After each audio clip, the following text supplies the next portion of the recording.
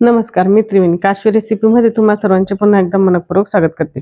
आज मी तुमच्यासाठी घेऊन आली आहे काळ्या घेवड्याची आमटी. ही आमटी करायला अतिशय सोपी आहे आणि खूप टेस्टी होती. माझी एक फ्रेंड होती साताऱ्याकडची, तर तिची मम्मी ही आमटी बनवायची, तर त्यांना विचारून मी आज ही रेसिपी करत आहे. मध्यंतरी मी वाईला गेली होती, तेव्हा मला काळ्या घेवड्याची डाळ भेटली, ती मी घेऊन आली. आता इथं मी कुकरला 1 वाटी डाळ घेतलेली आहे. तिला 3 ते 4 पाणी छान स्वच्छ धुवून घ्यायचं. त्यानंतर डाळ बुडेल इतपत पाणी आपल्याला टाकायचं आहे. थोडंसं इंचभर पाणी वरती टाकायचं आणि त्यात तेल टाकून आपल्याला त्याच्या 7 ते 8 शिट्या करून घ्यायच्या. दुसरीकडे खलबत्त्यामध्ये खोबऱ्याचा तुकडा आणि 7 ते 8 लसणाच्या पाकळ्या ज्या आहेत त्या कुटून घ्यायच्या आहे. त्याचं छान वाटण तयार करून घ्यायचं आहे आणि आपली 7 ते 8 शिट्ट्या झाल्यानंतर आपली जी डाळ आहे ती व्यवस्थित शिजलेली आहे. तिला कुकरमध्ये रवीच्या साहाय्याने छान असं घोटून घ्यायचं आणि त्यात थोडंसं गरम पाणी टाकायचं. आपलं लसूण आणि खोबऱ्याचं वाटणही तयार आहे.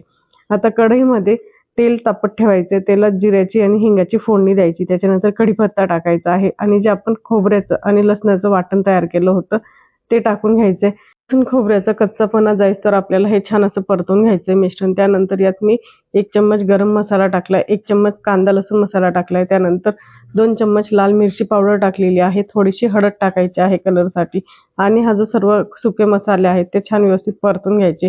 त्यानंतर यात आपल्याला मीठ टाकायचं आहे. ह्या आमटीसाठी जास्त तामझाम करायची गरज नाही. अजिबात टोमॅटो, कांदा वगैरे कापायची गरज नसते आणि अगदी पटकन होते. तर आता जी आपली डाळ शिजवून घेतली होती काळ्या घेवड्याची, ती मी टाकून घेतलेली आहे आणि छान असं मिक्स करून घ्यायचं आहे सर्व साहित्य. आपल्याला या आमटीला एक छान अशी उकळी काढून घ्यायची आहे.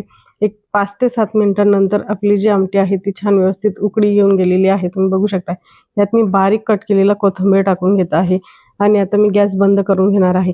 ही जी सातारा स्पेशल आमटी आहे काळ्या घेवड्याची, ही तुम्ही कुठल्याही ज्वारीच्या किंवा बाजरीच्या भाकरीसोबत खाऊ शकता. गरमागरम भातासोबत तर अप्रतिम चवीला आहे. तर ही रेसिपी त्यांच्याकडनं स्पेशली मी मागून घेतली आणि जशी मला काळ्या घेवड्याची डाळ भेटली तशी मी ही रेसिपी ट्राय केली आणि खूप भन्नाट अशी ही झालेली आहे. तर तुम्ही सुद्धा एकदा ही रेसिपी नक्की ट्राय करून बघा व रेसिपी आवडल्यास लाईक करायला विसरू नका. पुन्हा भेटूया एका नवीन रेसिपीसोबत. तोपर्यंत धन्यवाद.